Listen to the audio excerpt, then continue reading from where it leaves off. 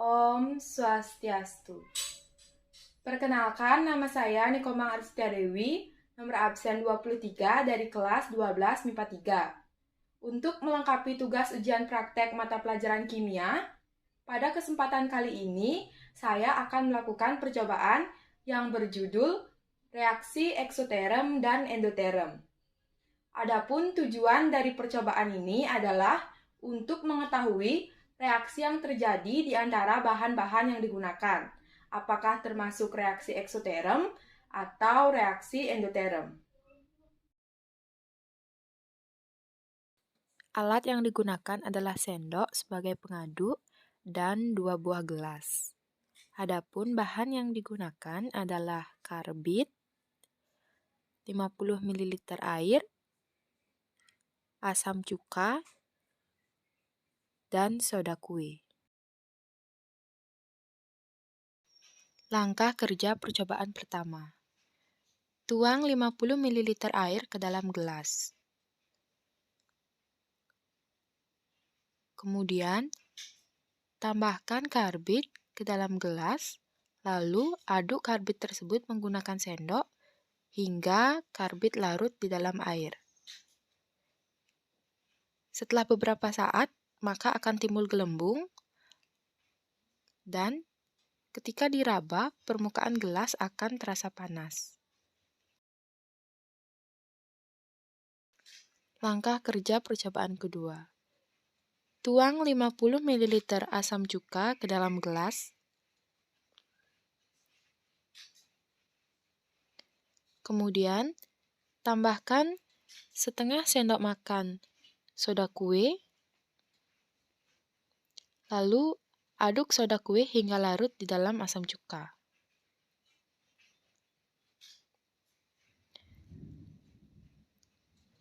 Pada saat ditambahkan soda kue, maka akan muncul gelembung-gelembung kecil dan ketika diraba, gelas akan terasa dingin. Inilah perbedaan gambar dari percobaan pertama dan percobaan kedua. Terlihat pada percobaan pertama, yaitu larutan karbit dengan air, gelembung yang ditimbulkan lebih besar daripada percobaan kedua, yaitu larutan asam cuka dengan soda kue. Setelah melakukan praktikum, maka didapatkan hasil sebagai berikut. Pada percobaan pertama, ciri-ciri yang teramati adalah munculnya gelembung pada larutan karbit dengan air. Yang kedua, tercium bau karbit yang menyengat. Dan yang ketiga, gelas yang awalnya terasa normal setelah ditambahkan larutan karbit dengan air, maka lama-kelamaan gelas akan terasa panas.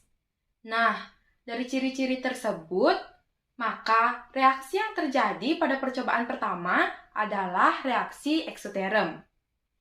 Reaksi eksoterem adalah reaksi yang melepaskan kalor dari sistem ke lingkungan. Pada percobaan pertama, terjadi perpindahan kalor dari sistem, yaitu larutan air dengan karbit, ke lingkungan, yaitu gelas, sehingga gelas terasa panas. Saat sistem melepaskan kalor, maka yang terjadi pada lingkungan adalah lingkungan mengalami kenaikan suhu, sehingga lingkungan terasa panas. Dan yang terjadi pada sistem setelah sistem melepaskan kalor adalah delta H bernilai negatif. Delta H bernilai negatif karena energinya turun, di mana H produk lebih kecil daripada H reaktan. Persamaan reaksi antara karbit atau kalsium karbida dengan air dapat dituliskan sebagai berikut, yaitu CaC2 ditambah 2H2O menjadi C2H2 ditambah CaOH2. Pada percobaan kedua, ciri-ciri yang teramati adalah munculnya gelembung pada larutan asam cuka dengan soda kue. Yang kedua, gelas yang awalnya terasa normal, setelah ditambahkan larutan asam cuka dengan soda kue, lama-kelamaan gelas akan terasa dingin. Nah, dari ciri-ciri tersebut, maka reaksi yang terjadi pada percobaan kedua adalah reaksi endoterem.